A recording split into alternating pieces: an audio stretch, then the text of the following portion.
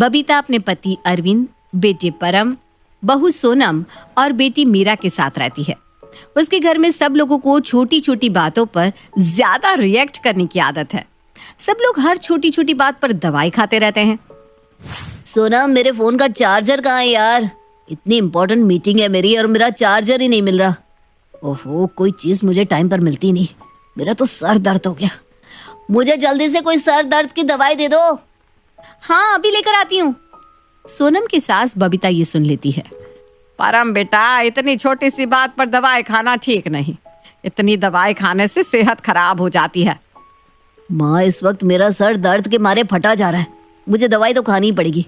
वैसे भी थोड़ी देर में मेरी इतनी इंपॉर्टेंट मीटिंग है। सोनम यार, जल्दी से दवाई लाकर दो ना। सोनम सर दर्द की दवाई लाकर देती है और परम खा लेता है। हाँ, अब दवाई खाकर ना सर दर्द में आराम मिला। सोनम किचन में खाना बनाने जाती है। मम्मी जी, आज खाने में क्या बना दूं? एक काम करो, आज खाने में आलू की सब्जी और पूरी बना लो, मजा आ जाएगा। वैसे भी बहुत दिन हो गया आलू पूरी खाए। सोनम की ननद मीरा आलू पूरी का नाम सुनते ही खुश हो जाती है। अरे वाह, आज तो आलू पूरी बन रही है। मुझे ना बहुत ही ज्यादा पसंद है। आज तो खाने में मजा ही आ जाएगा। सोनम किचन में आलू पूरी बनाने लगती है। तभी पूरी तलने में सोनम का हाथ जल जाता है। ओ मारे, मेरा तो हाथ ही जल गया। आ, आ। सोनम जोर जोर से चिल्लाती है। सोनम के चिल्लाने की आवाज सुनकर उसकी ननद मीरा और सास बबीता आते हैं। क्या हुआ बेटा? देखो ना मम्मी जी, मेरा कितना हाथ जल गया। अरे बेटा, थोड़ा सा ही तो लगा है। लाओ दवाई लगा देती हूँ, ठीक हो जाएगा।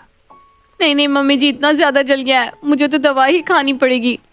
अरे बहू, इतनी सी बात पर दवाई खाना अच्छी बात नहीं है। मम्मी जी, आप नहीं समझेंगी, कितना दर्द हो रहा है मुझे। दवाई तो खानी ही पड़ेगी।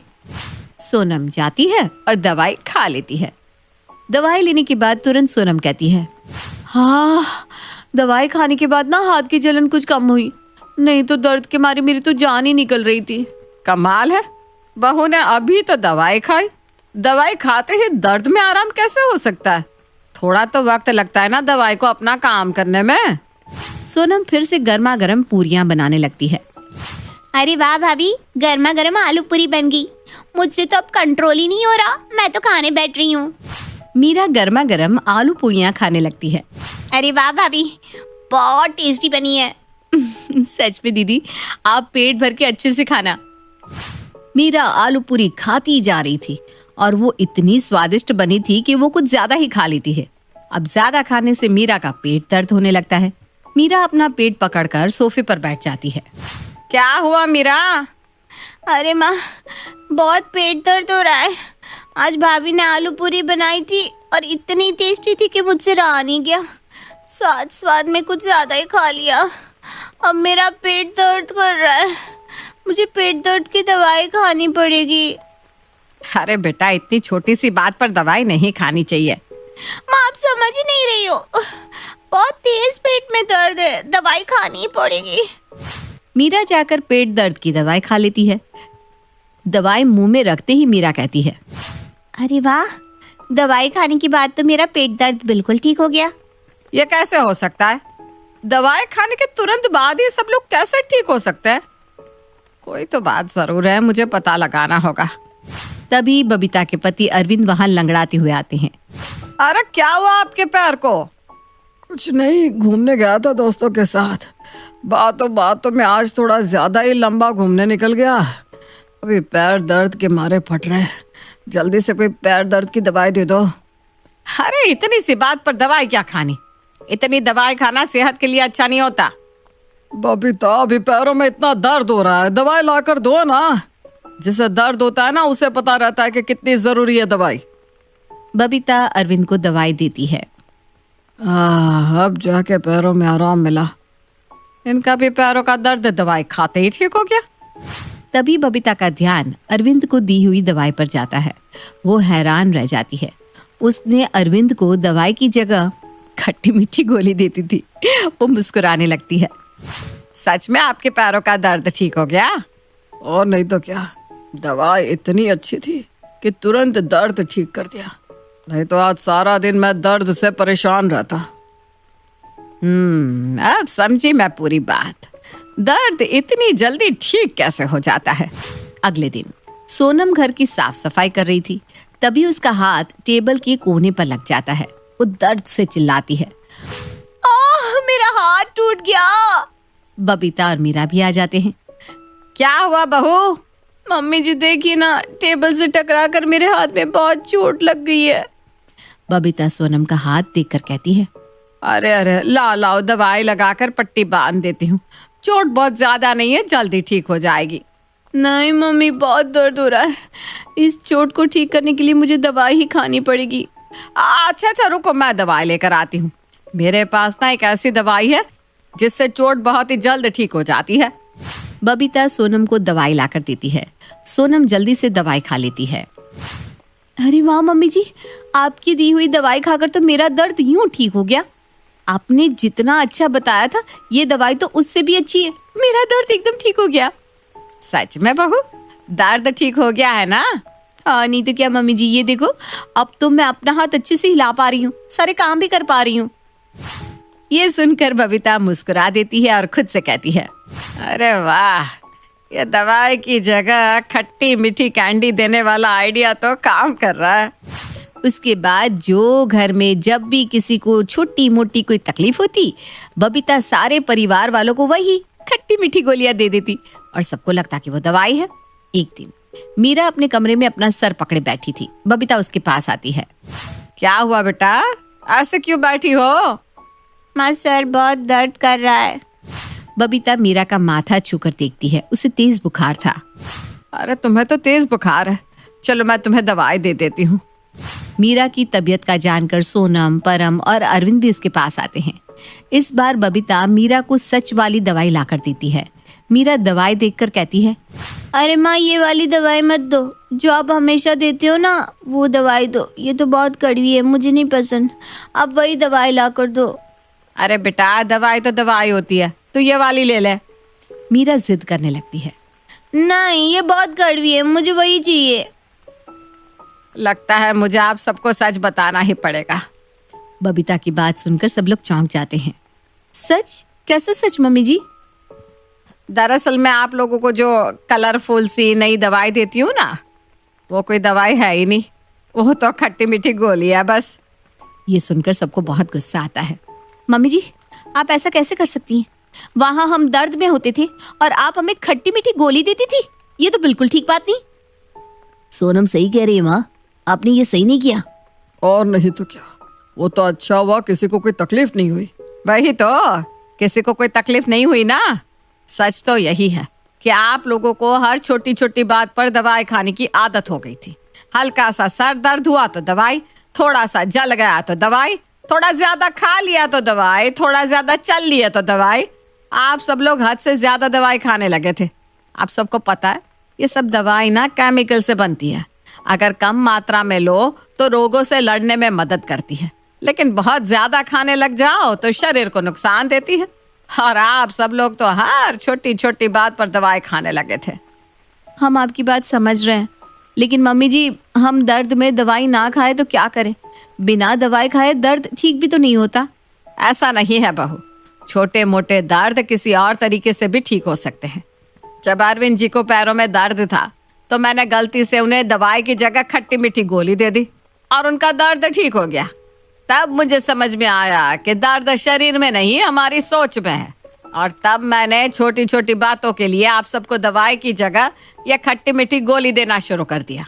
और आप सबको लगता था कि दवाई है और आपका दर्द ठीक भी तो हो जाता था। तो ये बात है। अब हमें समझ में आया मम्मी जी कि छोटे मोटे दर्द में दवाई नहीं खानी चाहिए। सॉरी मम्मी जी, अब से ना हम बेवजह दवाई नहीं खाएंगे। सब लोग मुस्कुराने लगते हैं। अगर ऐसा है तो आप मुझे अब भी वही खट्टी मीठी गोली दे दीजिए, मैं ठीक हो जाऊंगी। अरे नहीं मीरा बेटा, इस बार तुम्हें सच में तेज बुखार है। अब तुम्हें सच में दवाई लेनी चाहिए। अगर सच में कोई बीमारी हो जाए तो दवाई खाने में कोई दिक्कत नहीं होती। वो मीरा को दवाई देती है और मीरा जल्दी ही ठीक हो जाती है। अब हम समझ गए मम्मी जी, अगर हो जाए कोई बीमारी तो दवाई ही देगी आराम, और छोटी मोटी बातों में काम आएगी खट्टी मीठी गोली। सब लोग खट्टी मीठी गोली खाते हैं और मुस्कुराते हैं। आज शाह परिवार में सब खुश थे। उसका कारण था कि काफी सालों बाद मिसेस शाह के बेटे दीपक की शादी जो थी। गृह प्रवेश के समय जया अपनी चांद सी बहू आरती का स्वागत करती है और बड़े प्यार से उससे रस्में करवाती है। अंदर आने के बाद, स्वागत है तुम्हारा बेटी, अब इस घर की बागडोर तुम्हारे हाथों में है, आज से मैं मुक्त। जी माँ जी, आप बिल्कुल चिंता ना करें, मैं इस घर को अपना मानकर ही चलूँगी और सबके दिल में अपने लिए जगह बनाऊंगी। और कुछ इस तरह हमारी कहानी की अदाकारा आरती की होती है एंट्री। अगली सुबह, बहू दीपक को ऑफिस जाना है, तो एक काम कर, उसकी शर्ट प्रेस कर दे, मैं तब तक खाना बना देती हूँ उसका। खाना मैं बना देती हूँ मम्मी जी, आप तब तक बाकी के काम कर दीजिए ना। अच्छा ठीक है, जैसा तुझे ठीक लगे, मैं तब तक। हाँ हाँ मम्मी जी, तब तक आप सब कुछ कर लीजिए, मैं जाके खाना बनाती हूँ। और ऐसे ही जया जी सुबह का तो काम कर लेती है, पर दोपहर में, अरे आरती बेटा चलो दोपहर का खाना मैं बना देती हूँ। नहीं नहीं मम्मी जी, मेरे होते हुए आप खाना बनाएंगी? ना ना ना, आप छत पर अचार सुखा रही थी ना, आप वो कर लीजिए, मैं खाने का काम देख लेती हूँ। हाय कितनी भाग्यशाली हूँ मैं, जो मुझे तुझ जैसी बहू मिली। इतना प्यार से खाना बनाती है और दिन भर किचन की गर्मी भी सहती है। जीती रहे मेरी प्यारी बहू। कुछ दिन तो जया जी समझ नहीं पाती कि मामला क्या है। वो तो अपनी बहू से थी इम्प्रेस्ड। वहीं दीपक भी अपनी बीवी को बहुत मानता था, पर जैसे जैसे दिन बीतते गए जया जी ने देखा कि बहू तू आज ना इस्त्री कर दे, बहुत सारे कपड़े हो गए और मेरी पीठ दर्द की वजह से ना मैं ये कर नहीं पाऊंगी। नहीं नहीं नहीं माँ जी, मुझसे नहीं होता ये प्रेस व्रेस, मैं किचन में हूँ, वहीं जाती हूँ दोबारा। अरे नहीं बहू, मैंने कहा ना कपड़े आज तू प्रेस करेगी बस। अरे अब क्या करूँ, चल आरती बेटा, आज तो तुझे ये करना ही पड़ेगा। और इसी के साथ आरती चली जाती है प्रेस करने। लेकिन ये क्या, मुश्किल से 5 मिनट होते नहीं कि जया जी जो चाय पीते हुए अनुपमा देख रही थी, कहती है अरे ये अनुज तो अनुपमा से इतना जल रहा है कि उसकी बू यहाँ तक आ रही है। हैं? एक मिनट, ये इतनी तेज जलने की बू कहाँ से आ रही है? इतने में वो उस स्मेल को सूंघते हुए आरती के कमरे में पहुंच जाती है, जहां वो देखती है कि आरती एक कपड़े से आर पार उसे देख रही है। आरती बेटा, ये क्या जला दिया तूने? अरे ये तो देखा देखा सा, अरे ये तो मेरी साड़ी है। जी मम्मी जी, वो क्या है ना कि मैंने इसीलिए तो आपसे कहा था कि मुझे कपड़े इस्त्री करने नहीं आते। और ये कहकर आरती बाहर भाग जाती है। सास वहीं की वहीं खड़ी रहती है, पर वो अब बहू से कहे भी तो क्या कहे, साड़ी तो जल चुकी थी, अब क्या फ़ायदा। एक रोज़, आरती आज तुम एक काम करना, ऑनलाइन फिल्म टिकट्स बुक कर देना, हम आज मूवी देखने चलते हैं। और हाँ, तुम्हें गाड़ी चलानी आती है क्या? ऐसा करो, मुझे शाम 5 बजे ऑफिस से पिकअप कर लेना, ज़रा हम भी तो देखें मैडम साहिबा की ड्राइविंग। दीपक, मुझे ना गाड़ी नहीं आती चलानी, फिल्म की टिकट बुक करनी होती है क्या? वहाँ जाके लेनी नहीं पड़ती? मैंने 2008 में एक मूवी देखी थी, वो तो टिकट जाकर ही लेनी पड़ी थी। और ये फिल्म हम किसी और दिन देख लेते ना, आज नहीं, आज मुझे ना शाही पनीर बनाना है। हाँ, 2008 में मूवी देखी? तुम पूरा दिन घर में रहकर करती क्या थी फिर? न जाने कैसी लड़की से पाला पड़ा है। शाही पनीर बनाने के लिए तुम मेरे साथ टाइम स्पेंड नहीं कर सकती? क्या तुम्हें सिर्फ खाना बनाना ही आता है? क्योंकि मैं तो तुम्हें और कुछ करता हुआ कभी देखता ही नहीं हूँ। सही बात है बेटा, ये बहू सिर्फ खाना बनाना जानती है, बाकी और कोई भी काम बोल दो तो इसके पसीने छूट जाते हैं। और करती भी ऐसा ही है कि तू खुद को ही कोसेगा कि क्यों ही बोला इसे काम करने के लिए। बहू बस खाना बना तू।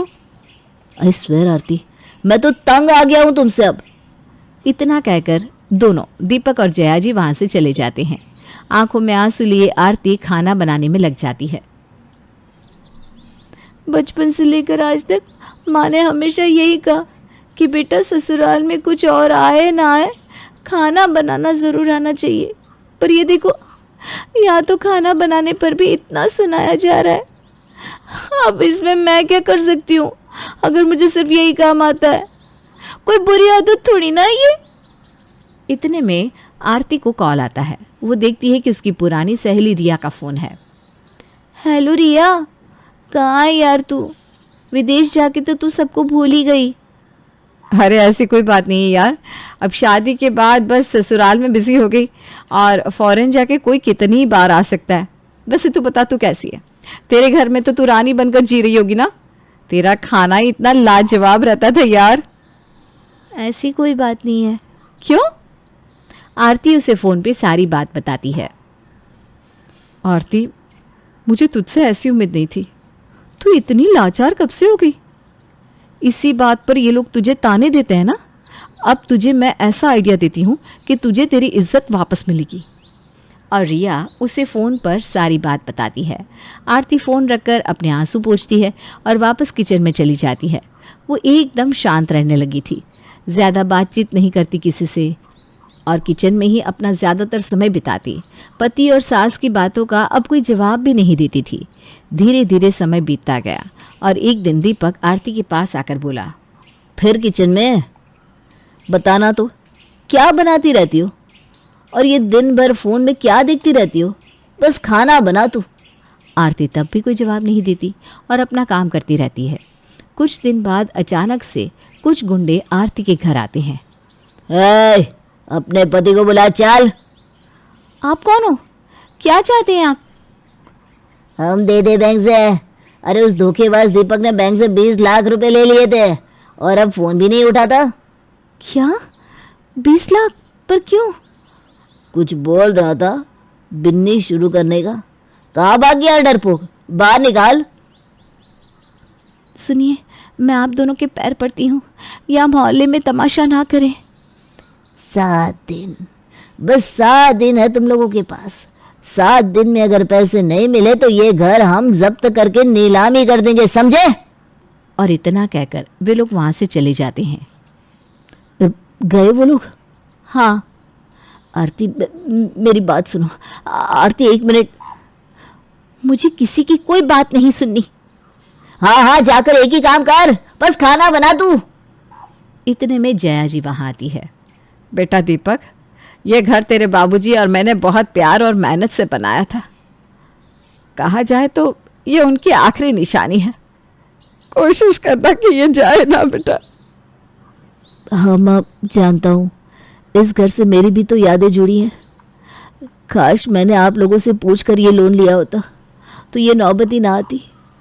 और ऐसे ही 7 दिन बीत जाते हैं। 7वें दिन दीपक जब बाहर हॉल में आता है, बाल बिखरे हुए, आंखें लाल और चेहरे पर सिर्फ नमी। माँ, आरती, मुझे माफ़ कर दीजिए।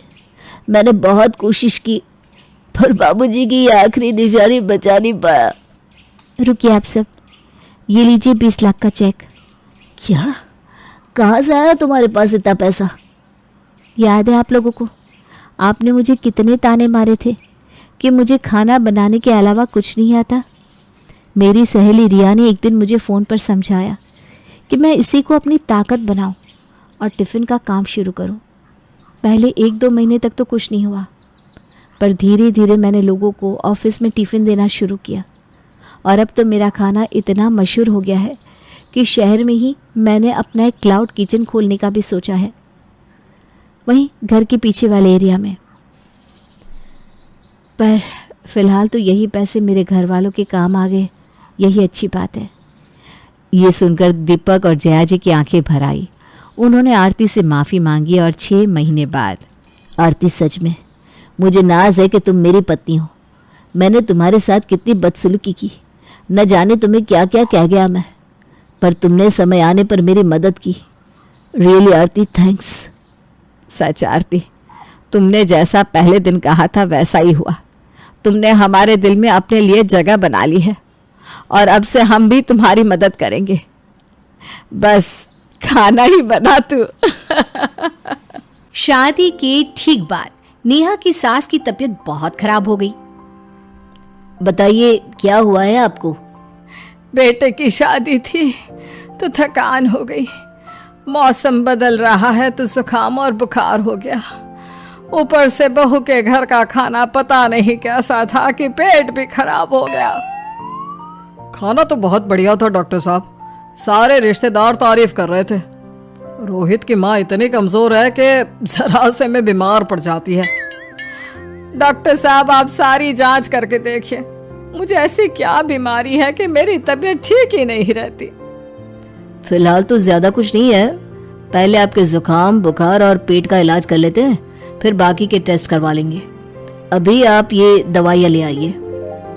पिताजी, मैं डॉक्टर साहब को छोड़कर और दवाइयाँ लेकर आता हूँ। माँ जी तो बीमार थी, इसलिए नेहा ने किचन संभाल लिया। माँ जी, अब आपकी तबीयत कैसी है? पहले से ठीक है। आप बैठिए, मैं खाना लगाती हूँ। तेरे बाबूजी और रोहित ने खाना खा लिया? रोहित तो टिफिन लेकर ऑफिस गए हैं माँ, और बाबूजी ने खाना खा लिया है। आप शुरू कीजिए। ये क्या, खाने में इतना तेल, इतने मसाले?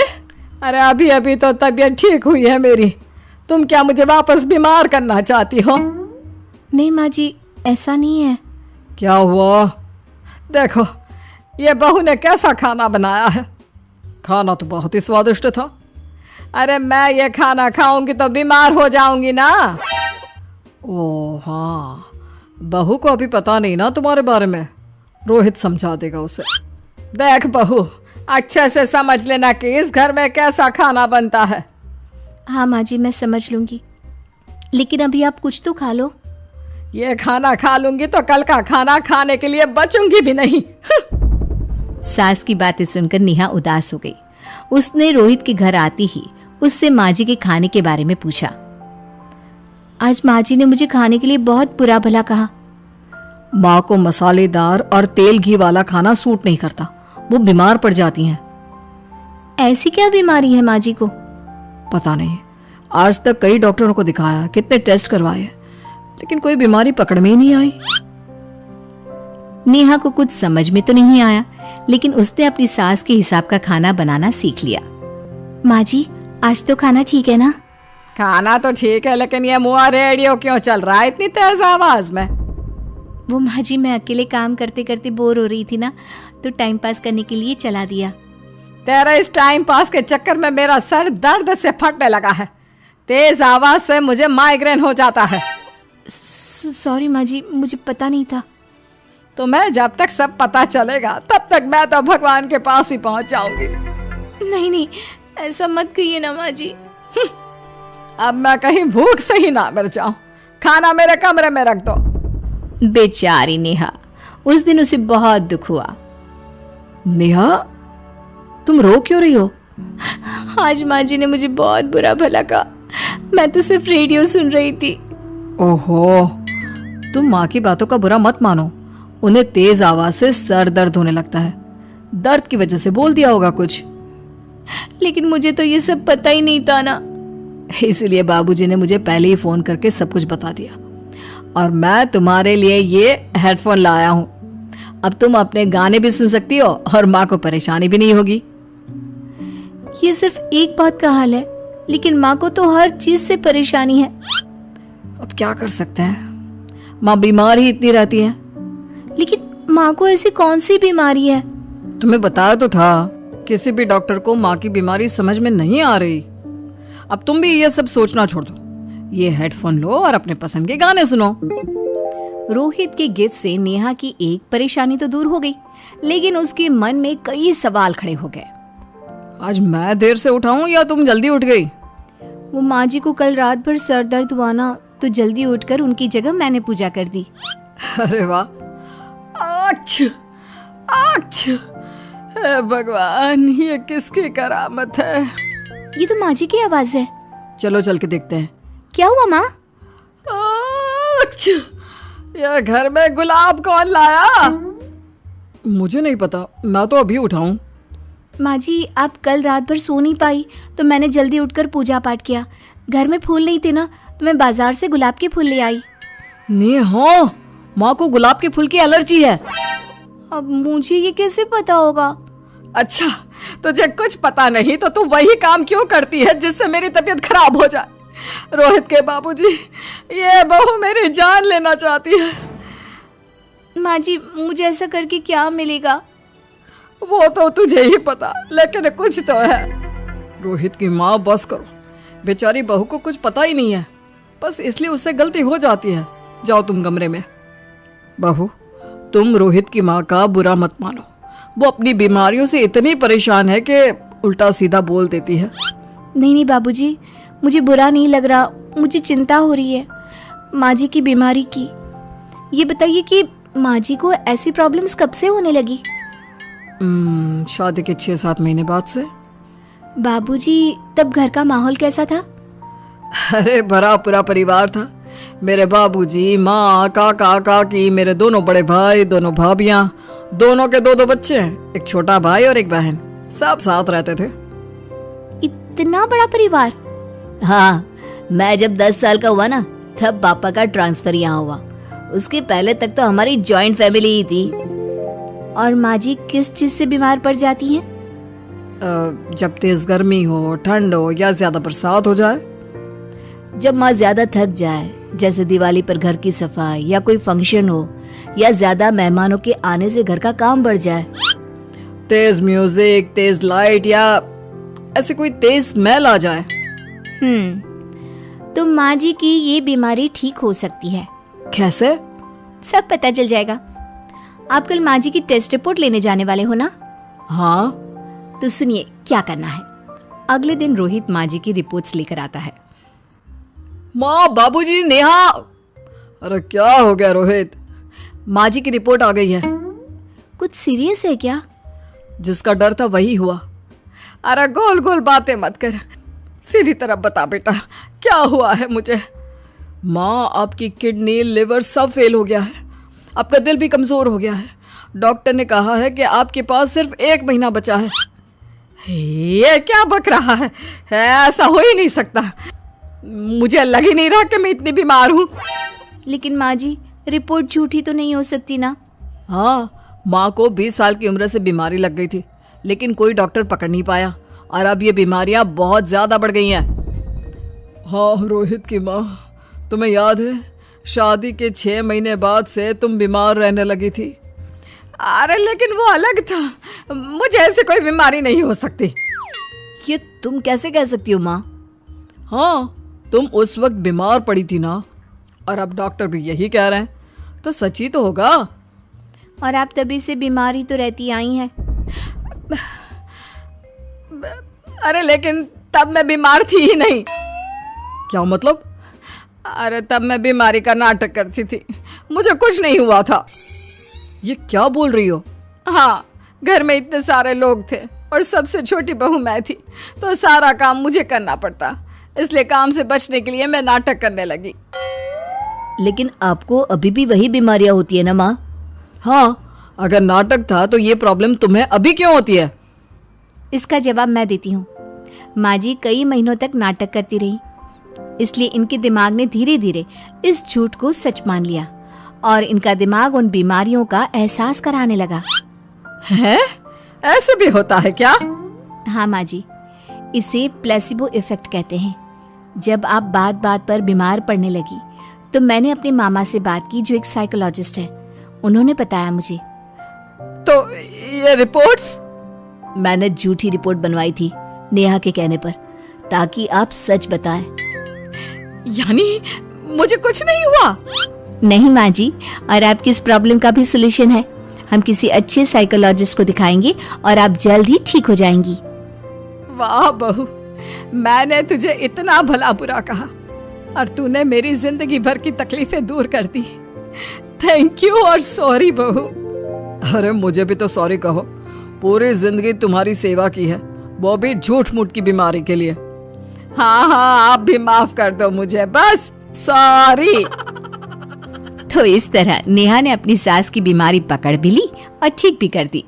आकाश की माँ कावेरी काफी वक्त से उसके लिए लड़की ढूंढ रही थी, लेकिन वो हर बार कोई ना कोई बहाना बना देता था कि अभी उसे शादी नहीं करनी। हालांकि अब तो उसकी उम्र भी हो चुकी थी। फिर से? अरे कब तक ना बोलते रहोगे आकाश बेटा? अब तुम 28 के हो चुके हो। मैंने कहा ना मुझे अभी शादी नहीं करनी। आखिर कैसी लड़की चाहिए तुम्हें वो बताओ, मैं तुम्हारे लिए बिल्कुल वैसी ही लड़की ढूंढ लाऊंगी। आप मेरी पसंद की लड़की ढूंढ ही नहीं सकती, आपको कुछ पता ही नहीं है। भाई, जब तक आप बताएंगे नहीं तब तक पता कैसे चलेगा कि आखिर बात क्या है, कैसी लड़की पसंद है आपको? अरे मैं नहीं बता सकता। मुझे तो समझ में नहीं आ रहा कि तू कुछ बताता क्यों नहीं। पहले तो तू सब कुछ बताया करता था, सब कुछ हमारे साथ शेयर किया करता था। अब पता नहीं क्या हो गया है तुझे। भाई, पापा के जाने के बाद हम तीनों ही अपने हैं। हमें नहीं बताएंगे तो किसे बताएंगे? अरे मुझे जब बताना होगा तो मैं बता दूंगा, ठीक है? पर अब मुझसे बार बार एक ही चीज़ पूछकर परेशान मत करो। अरे मेरी बात तो सुन बेटा। पता नहीं क्या हो गया इसे। पहले तो आकाश कभी भी ऐसा बर्ताव नहीं करता था। हाँ माँ, आप सही कह रही हैं। पता नहीं भाई ऐसी कौन सी बात है जो हमसे छुपा रहे हैं। ऐसा लगता है कोई उनसे कह रहा है कि हमें कुछ ना बताए। अरे लेकिन ऐसा कौन हो सकता है? दिव्या, क्या अब मैं बता सकता हूँ घर में? अब तो माँ और प्रिया को भी मुझ पर शक होने लगा है। चलो ठीक है, बता ही देते हैं। वैसे माँ भी कह रही थी अब वक्त आ गया है कि हम अपनी शादी की बात घर वालों से कर लें। अरे मैं तो कब से तुमसे शादी करने के लिए बेचैन हुआ जा रहा हूँ दिव्या। हम दोनों इतने वक्त से साथ में हैं, अब जाकर हम घर वालों से बात करेंगे और फिर एक हो जाएंगे। लेकिन आकाश, मुझे ना एक बात सता रही है कब से। अरे हाँ बताओ, मुझे क्या बात है? मेरी माँ को ऐसा लड़का चाहिए था मेरे लिए जो उनकी आज्ञा में रहे, उनकी हर बात को समझे। वैसे तुम जानती हो मेरे लिए लड़कों की लाइन लगी हुई थी, लेकिन मैंने तुम्हें चुना है। इसलिए अगर मेरी माँ छोटी मोटी बात कह दे तो प्लीज़ तुम संभाल लेना। हाँ। अरे ये भी कोई कहने की बात है भला? तुम्हारी माँ और पापा मुझे अपनी बेटी दे रहे हैं, क्या मैं उनकी इतनी सी बात नहीं मान सकता हूँ? तुम बिल्कुल फिक्र मत करो, उन्हें मुझसे कोई शिकायत नहीं होगी। लेकिन तुम्हारे घर वाले? अरे उनकी खुशी तो मेरी खुशी में ही है, वो कुछ नहीं कहेंगे सच में। तुम बस बताओ कि तुम्हारे घर बात करने कब आना है। ठीक है, मैं माँ से कहकर तुम्हें बताती हूँ। ठीक है, मुझसे तो इंतज़ार ही नहीं हो रहा कि कब हम एक हो जाएंगे। मैं भी यही चाहती हूँ कि हम एक हो जाएं। आकाश ने अपने घर वालों से दिव्या की बात कब से छुपा के रखी हुई थी, लेकिन अब दिव्या के कहने पर वो अपने घर वालों को ये सब बता रहा था। तो तूने ये बात पहले क्यों नहीं कही हमसे आकाश? हाँ भैया, माँ आपके लिए कितने वक्त से लड़कियाँ देख रही थी। आप पहले बता देते तो माँ मेहनत तो नहीं करती। दिव्या और मैं नहीं चाहते थे कि ये बात बाहर निकले, इसलिए हमने अब तक ये बात छुपाए रखी थी। आकाश, तुम गैरों को नहीं बताते, लेकिन मैं और प्रिया तुम्हारे अपने हैं। हमसे ये बात छुपाना मुझे तो कुछ सही नहीं लग रहा। हाँ भैया, आप हमेशा मुझसे छोटी से छोटी बात शेयर करते आए हैं अब तक। अरे आप लोग इतनी छोटी सी बात का इतना बड़ा बतंगड़ क्यों बना रहे हैं? अब ये सब छोड़िए, आप दोनों को दिव्या के माँ पापा से मिलने जाना है हमारी सगाई और शादी की बात करने के लिए। अरे लेकिन लड़की वाले लड़के वालों के घर आते हैं शादी की बात करने आकाश, हम क्यों जाएं? क्या माँ आप भी पुराने रिवाज को लेकर बैठ गई हैं। हम तीनों जाएंगे दिव्या के घर, और दिव्या की माँ ने कहा है कि उनके यहाँ रिवाज होता है, शगुन देना होता है लड़के वालों को। अरे ये कैसी उल्टी रीत है? लड़की वाले लड़के वालों को शगुन देते हैं बेटा। माँ प्लीज़, अब लड़के वाले लड़की वाले का ड्रामा छोड़िए, अब समय बदल चुका है, आप भी बदलिए प्लीज़। अगर आपको मेरी खुशी प्यारी है ना, तो आपको इतना तो करना ही होगा। हम पुराने ख्यालों के नहीं हैं भैया। सही बात है कि आज ज़माना बदल चुका है, इसलिए ऐसा करते हैं कि कोई भी किसी को शगुन नहीं देगा। ये ठीक है? नहीं नहीं नहीं नहीं, दिव्या की माँ ने कहा है तो शगुन तो देना ही होगा, नहीं तो वो नाराज़ हो जाएंगी। आपको पता है कितनी मुश्किल से मानी है वो इस शादी के लिए। दिव्या के लिए कितने बड़े बड़े घर से रिश्ते आ रहे थे, फिर भी दिव्या की खुशी के लिए उन्होंने मुझे स्वीकार कर लिया। अरे तो कोई बुरा लड़का तो है नहीं। माँ, आप मेरी खुशी चाहती भी है या नहीं? अगर ये शादी नहीं हुई तो मैं कभी शादी नहीं करूँगा। भैया, ये आप कैसी बात कर रहे हैं? ऐसा नहीं कहते आकाश। ठीक है, तुझे जो सही लगे वही कर, हम चलने के लिए तैयार हैं, और मैं शगुन के लिफाफे भी तैयार कर दूँगी। आकाश की जिद के आगे कावेरी को झुकना ही पड़ा। वो तीनों शाम को दिव्या के घर पहुंच गए, जहां दिव्या की माँ, पापा और उसका भाई सब बैठे हुए थे। आइए आइए बहन जी, आपका स्वागत है हमारे घर में। जी धन्यवाद। आइए आइए बैठे सब लोग। और आकाश बेटा, कैसे हो तुम? सब ठीक है ना? हाँ मम्मी जी, सब ठीक है। ये तो अभी अभी से मम्मी मम्मी कर रहा है, अभी तो बात भी पक्की नहीं हुई। अब बहन जी, बच्चे तो एक दूसरे को पसंद करते ही हैं, हमें तो बस आशीर्वाद देना है, क्यों? हाँ हाँ, सही बात है आपकी भाई साहब। तो हम एक काम करते हैं, पहले इनकी सगाई कर देते हैं, फिर संगीत, और फिर शादी कर देंगे। क्यों, सही है ना कावेरी बहन जी? जी जी, अब दोनों की उम्र भी तो हो ही गई है, जितनी जल्दी शादी हो जाए तो सही रहेगा। तो आप सगाई कहाँ रखना चाहते हैं? सगाई तो लड़की वालों की तरफ से होती है ना बहन जी। आकाश बेटा, हमें पता नहीं था कि आपकी माँ इतने पुराने ख्यालों की है कि वो आप भी लड़के वाले लड़की वाले के बीच में भेदभाव करती हैं। अरे नहीं नहीं मम्मी जी, मम्मा तो बस यूं ही रीत रिवाज की बात कर रही थी। आप बताइए आपको कहाँ रखनी है सगाई, मैं बुक करवा दूंगा ना हॉल। तुम सोच लो कहीं तुम्हारी माँ को कोई तकलीफ ना हो। अरे नहीं नहीं पापा जी, माँ को कोई तकलीफ नहीं है। क्यों माँ? हाँ हाँ, अब ज़माना बदल गया है तो हमें बदलना ही चाहिए। हम करवा देंगे बुक हॉल। अच्छा ठीक है आकाश बेटा, हॉल ज़रा अच्छा वाला करवाना जिसमें एसी वगैरह हो। हमारे मेहमान बहुत दूर से आने वाले हैं इसलिए। जी जी मम्मी जी, आप चिंता मत कीजिए, मैं अच्छा वाला हॉल ही बुक करवाऊँगा। तो फिर मैं आपको बताती हूँ कि सगाई में और क्या क्या होगा। वो सब तो हम फ़ोन पर भी बात कर सकते हैं, है ना बहन जी? अब क्या बताना बाकी है, सारा खर्चा तो हम कर रहे हैं।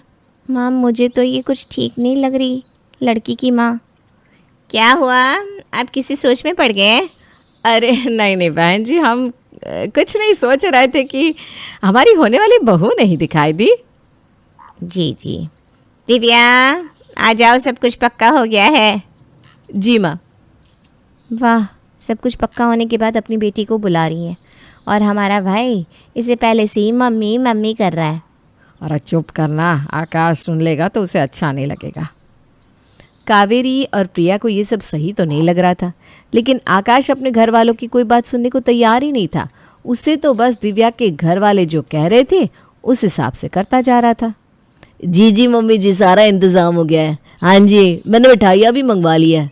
हाँ हाँ, मम्मा को कह देता हूँ, वो तैयारी कर देंगी। जी जी जी। अब क्या और तैयारी करनी है, हैं? अब बचाई क्या है, सब तो हमने कर लिया। ये बेटी को यहीं भेज देते, हम ही विदाई करवा देते। अरे चुप कर, आकाश आ रहा है। मम्मी जी कह रही थी कि आप सब मेहमानों के लिए कपड़े तैयार करवा दीजिएगा, उन्हें तोहफे में देने के लिए। क्या उनके मेहमानों को हम तोहफे दे? सगाई की तैयारी भी हम कर रहे हैं और तोहफे भी हम दे? अरे माँ, अब फिर से शुरू हो गई। वो लोग अपनी बेटी दे रहे हैं, हम कुछ कपड़े भी नहीं दे सकते क्या? भैया बात कपड़ों की नहीं है, लेकिन वो लोग। प्लीज़ आप दोनों इन छोटी छोटी बातों को बड़ा मत बनाइए। दिव्या की माँ को बुरा लग गया तो? माँ, आप सबके तोहफे तैयार कर दीजिए प्लीज़। अरे पर भैया। प्रिया चल छोड़, जाने दे, आज हम तैयारी कर देते हैं। ये हुई ना बात। मैं जानता हूँ कि आप दोनों मेरी खुशी में खुश हैं। चलो बाकी काम मैं देख लेता हूँ। सगाई की सारी तैयारी हो चुकी थी और शाम को सारे मेहमान भी आ गए और सगाई अच्छे से हो गई, लेकिन दिव्या की माँ कुछ ज़्यादा खुश नहीं लग रही थी। क्या हुआ मम्मी जी, कुछ परेशानी है क्या? नहीं बेटा, कुछ नहीं, सब लोग खुश हैं तो मैं भी खुश हूँ बस।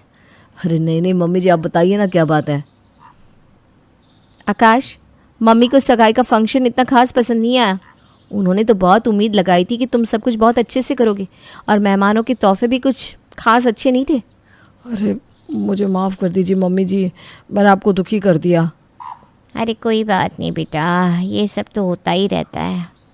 वैसे भी अब तो शादी बाकी है, उसमें प्लीज़ तुम कोई कसर बाकी मत रखना। हाँ अरे आप देखिएगा मम्मी जी, शादी में मैं सब कुछ इतने अच्छे से करूँगा कि आप खुश हो जाएंगी।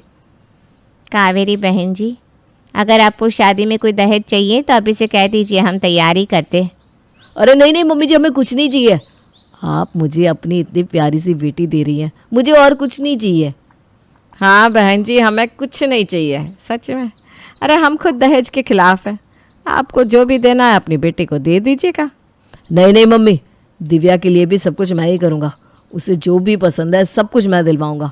दिव्या तुम बताना मुझे, तुम्हें कौन सा लहंगा चाहिए, कौन से गहने चाहिए?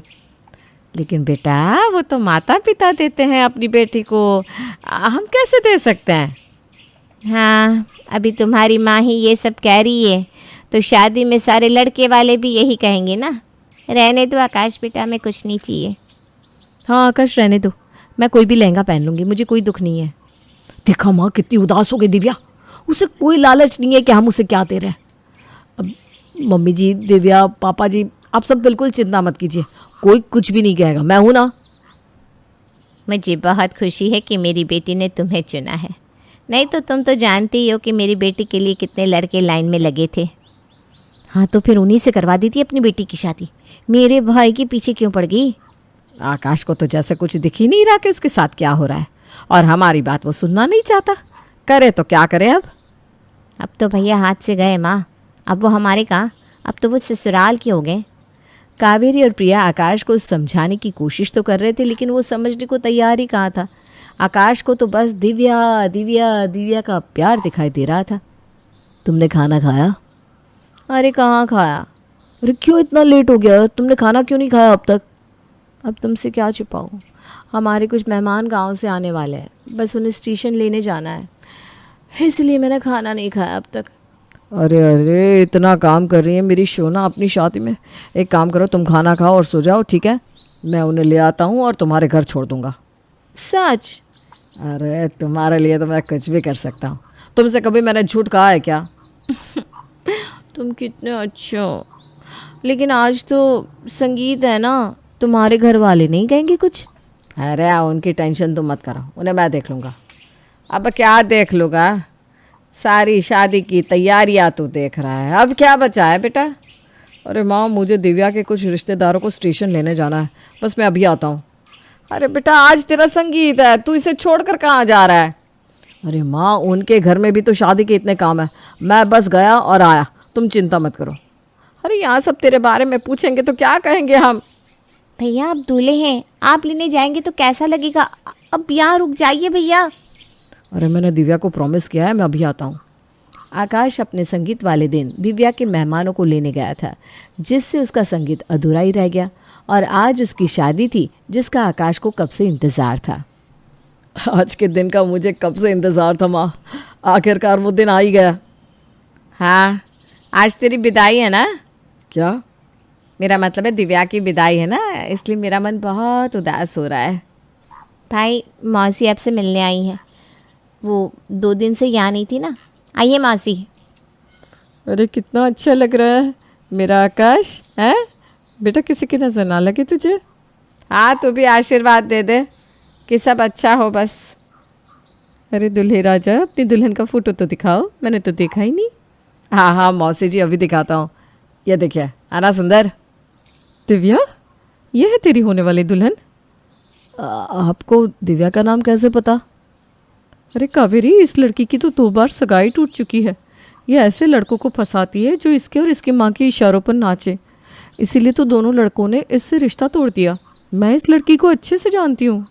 मुझे तो पहले से ही लग रहा था कि कोई गड़बड़ है, लेकिन मैं ही नहीं समझ पा रहा था।